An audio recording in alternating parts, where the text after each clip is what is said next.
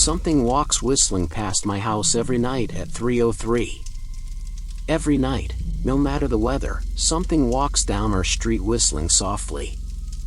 You can only hear it if you're in the living room or the kitchen when they walk by, and it always starts at exactly 3:03. The sound starts faint, somewhere near the beginning of the lane near the Carson place.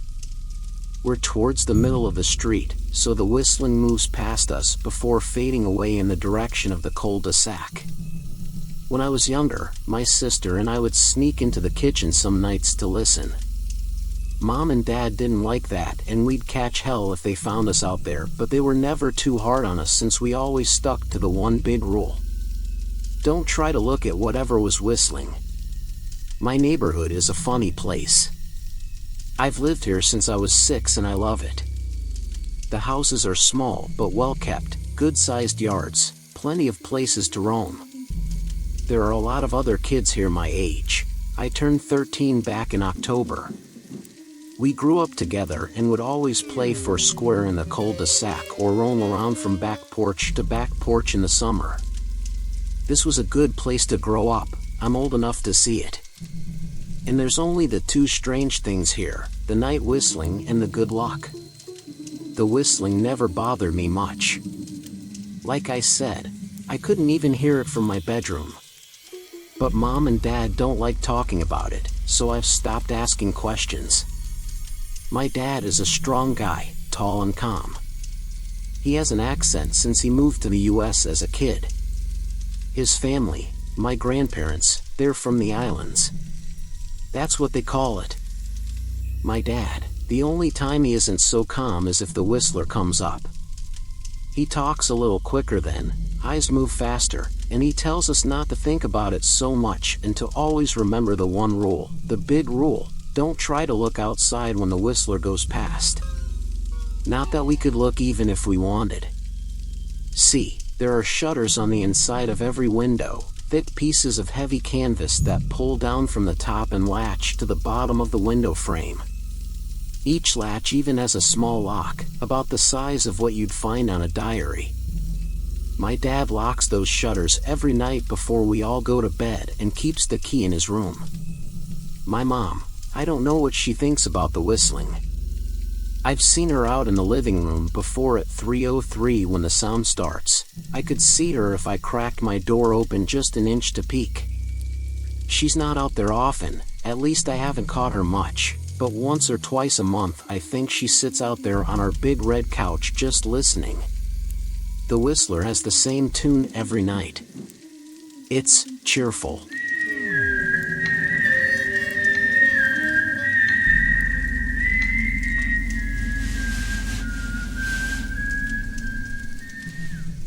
Remember how I said there are two odd things about where I live? Well, besides our night whistler, everyone in my neighborhood is really lucky. It's hard to explain, and Dad doesn't like us talking about this part much either, but good things just seem to happen to people around here a lot. Usually, it's small things, winning a radio contest, or getting an unexpected promotion at work, or finding some arrowheads buried in the yard, you know, the authentic kind. The weather is pretty good, and there's no crime, and everybody's gardens bloom extra bright in the fall. A million little blessings, I've heard my mom say about living here. But the main reason we stay here, why we moved here in the first place, is my sister Nola. She was born very sick, something with her lungs. We couldn't even bring her home when she was born, only visit her in the hospital. She was so small, I remember, small even compared to the other babies. A machine had to breathe for her. We moved into our house here to be closer to the hospital. As soon as we moved here, Nola started getting better. The doctors couldn't figure it out, they chalked it up to whatever they were doing, but we all could tell they were confused. But my parents knew, even I knew, Nola getting better was just another of the million little blessings we got for living in our neighborhood. So that's why we stayed even after we found out that, for every small miracle that happens here every day, now and then, some bad things happen. But they only happen if you look for the whistler. See, Our neighborhood has a welcoming committee. They show up with macaroni casserole and a gift basket and a manila folder whenever someone new moves in. They're very friendly. 4 people showed up when we moved in 7 years ago. The committee made small talk, gave me a Snickers bar, and took turns holding Nola. It was her first week out of the hospital, so they were extra careful. Then the committee asked to speak to my parents in private, so I was sent to my room where I still managed to hear nearly every word. The welcoming committee told my parents about how nice the neighborhood was, really exceptionally, hard to explain kind of nice. And then they told my parents about the even harder to explain whistling that happened every morning at 3:03 and ended at the tick of 3:05. The group, our new neighbors, warned my parents that the whistling was quiet, would never harm or hurt us, as long as we didn't look for what was making the sound. This part they stressed, and I pushed my ear into the door straining to hear them. People who went looking for the whistler had their luck change, sometimes tragically. A black cloud would hang over anyone that looked. Anything that could go wrong would. The manila envelope the committee brought over contained newspaper clippings, stories about car crashes and ruined lives, public deaths and freak accidents. Not everyone dies, I heard the head of the committee tell my dad. But the life goes out of them. Even if they live, there's no light in them ever again, no presence. My mom, I could tell she wasn't taking it seriously. She kept asking if this was some prank they play on new neighbors. At one point my mom got angry, accused the committee of trying to scare us out of our new home, asked them if they were racist on account of my dad being from the islands. My dad calmed her down, told her he could tell our new neighbors were sincere and they were just trying to help us. He explained that he grew up hearing these kinds of stories from his mom and that he knew there were strange things that walked among us. Some of those strange things were good and some were bad, but most were just different. After the committee left, Dad went out to the hardware store, bought the canvas blinds, the latches, and the locks and installed them on every window in the house after dinner. That first night in our new house, I crept out of my room at 3 a.m. only to find my dad awake sitting on the living room couch, holding my baby sister. My dad held up his finger in a SHH motion but patted the couch next to him. I sat and we waited. At exactly 3:03 we heard the whistling.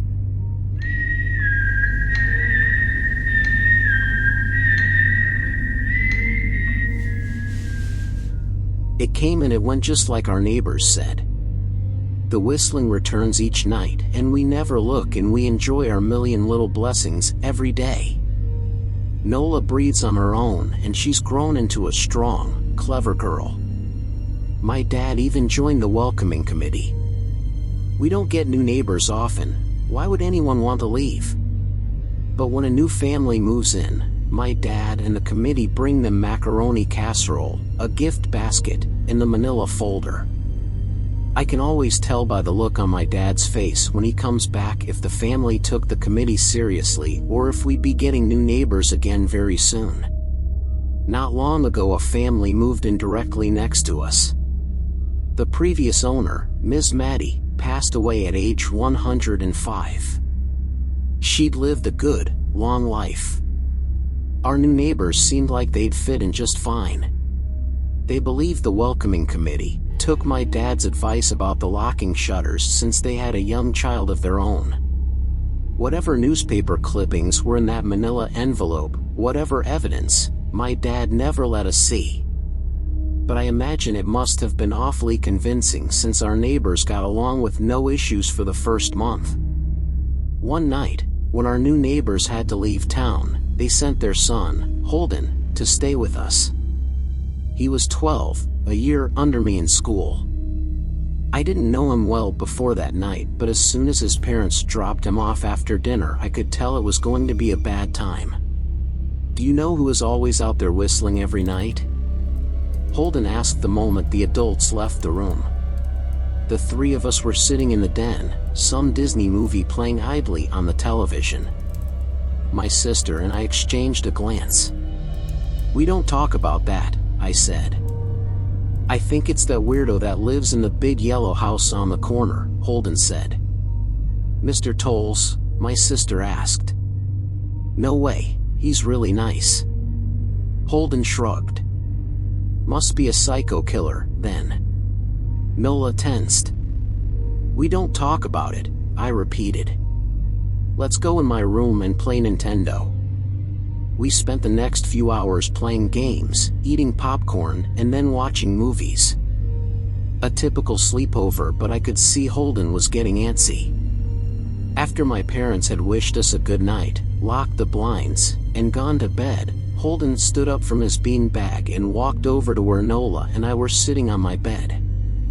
"Have you ever even tried looking?" he asked. "It's nearly time." Like most sleepovers, we'd conveniently ignored any suggestion of a bedtime. I was shocked to see he was right. It was almost 3 a.m. I sighed. "We don't dash." "See, I can't even try to look because my dad locks the blinds every night and hides the key," he continued, ignoring me. "So does our dad," said Nola.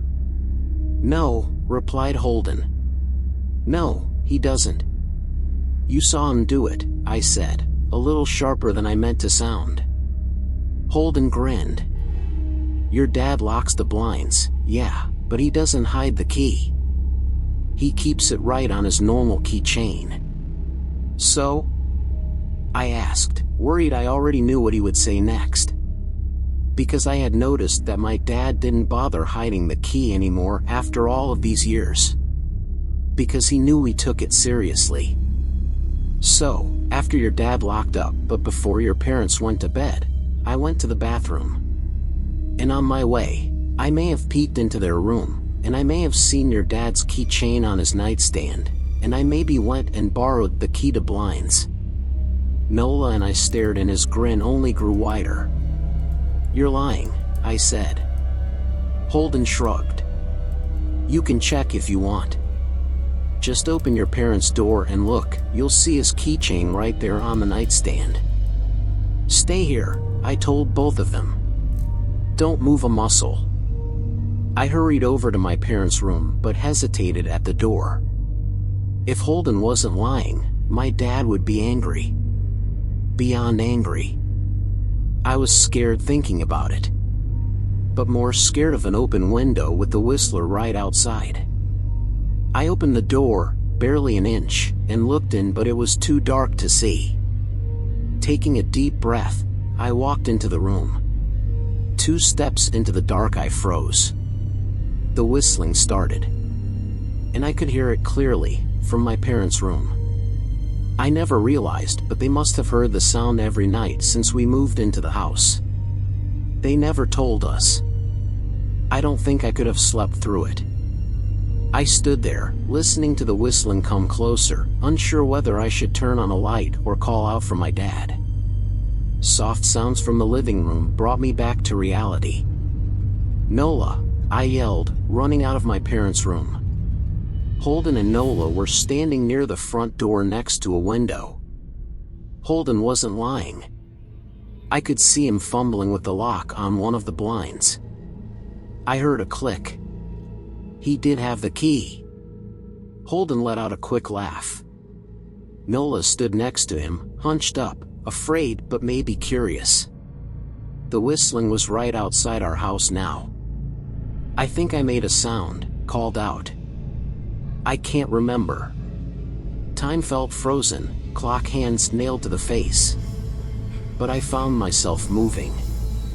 I'm not fast, I've never been athletic. Somehow, though, I covered the space between myself and Nola in a moment. My eyes were locked on her, but I heard Holden pull the blind all the way down so it could release. I heard the snap of it start to raise, and I heard the whistling just on the other side of the window. But I had my arms around Nola and I turned us so she was facing away from the window. At the same time, I jammed my eyes shut. The blind whipped open. The whistling stopped. I felt Nola shaking in my arms. "Don't look, okay?" I told her. "Don't turn around." We were positioned so that she was facing back towards the hallway and I was facing the window.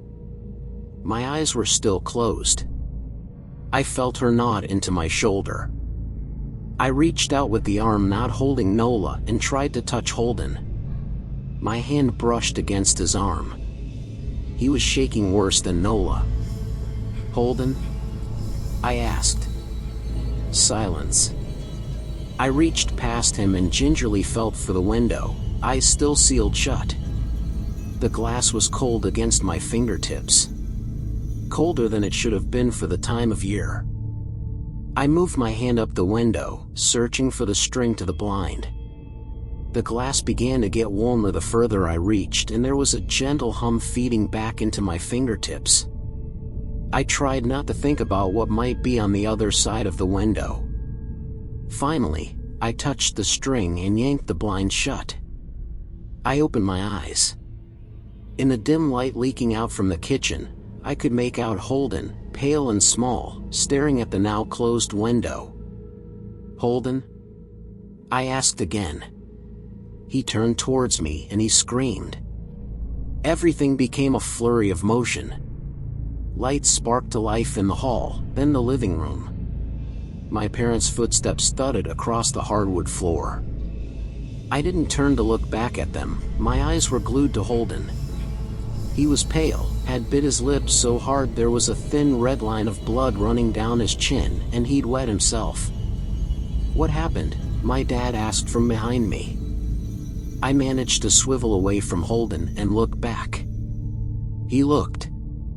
I'd never seen my dad scared before, but I saw it that night, in that moment, an old, ugly terror stitched on his face. A parent's fear. "Just Holden," he mouthed to me. I nodded yes. My dad let out a breath. He looked so relieved I nearly expected him to cheer. But then he turned to Holden and my dad's face changed. I wondered if he felt bad for feeling good that Holden was the only one that looked. There was a knock at the door.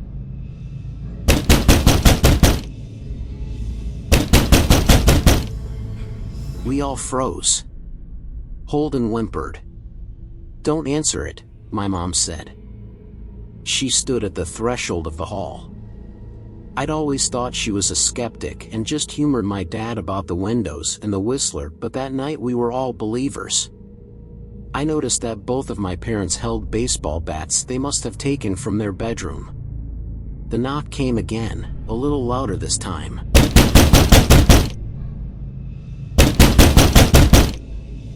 "Please don't open the door," Holden whispered. My dad walked over to him, hugged him close. "We won't," my dad promised, still holding his bat. "Nothing is coming in here tonight." This time the knocking was loud enough to rattle the door. Holden screamed again and Nola clutched her arms around my neck. My mom came over and knelt down next to us, wrapping my sister and me close. Thud, thud, thud. "Call the police," my mom whispered to my dad.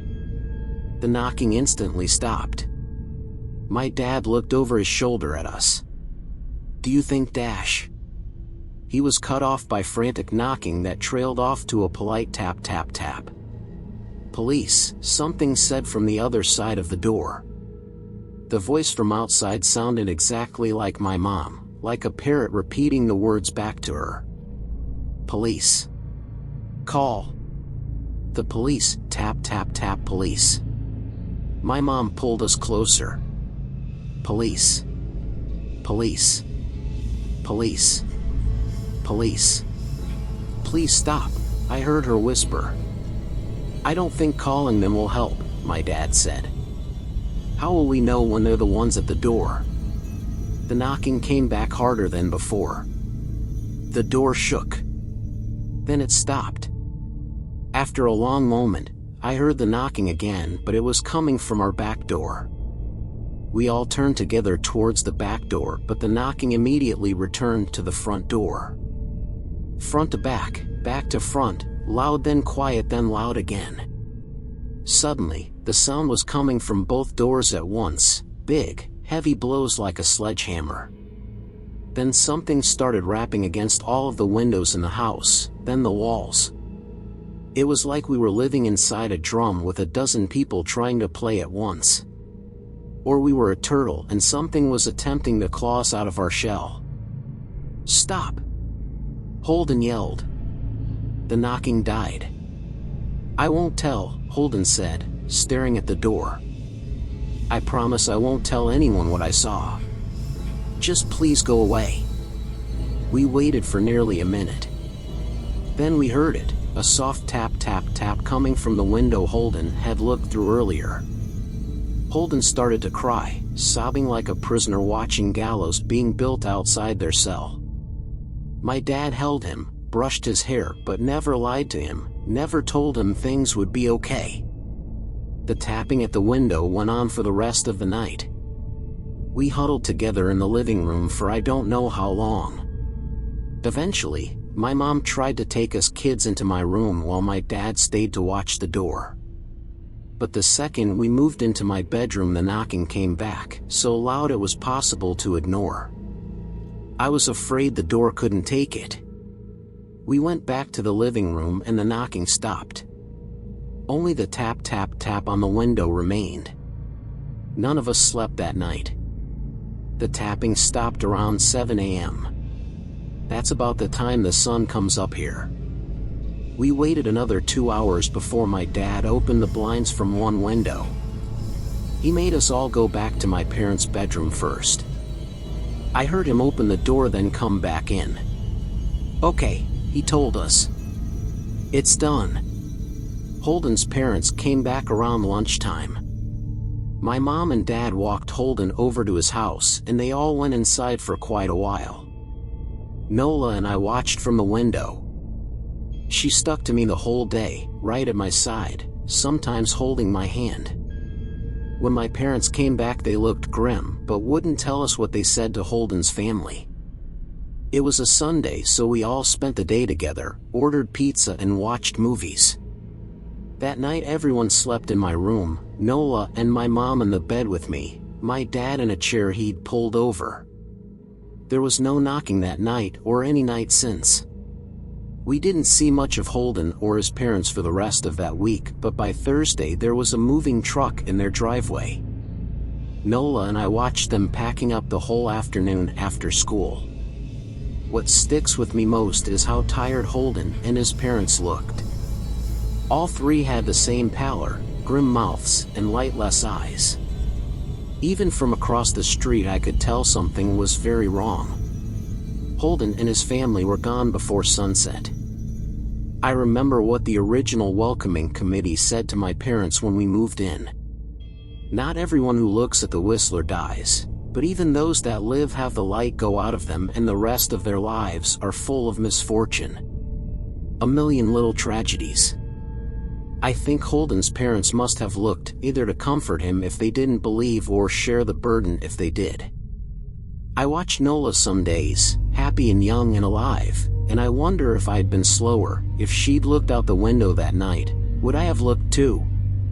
To comfort her? To share that burden? I'm glad I don't have to find out. We still live in that house, in that neighborhood. We still hear our Whistler walking past every night. The blessings, the luck, the good things here are too good to leave. But we're careful. We don't have friends over to spend the night anymore. And my dad hides the key to the blinds very, very well. Not that I've gone looking. Some things you just don't need to look for.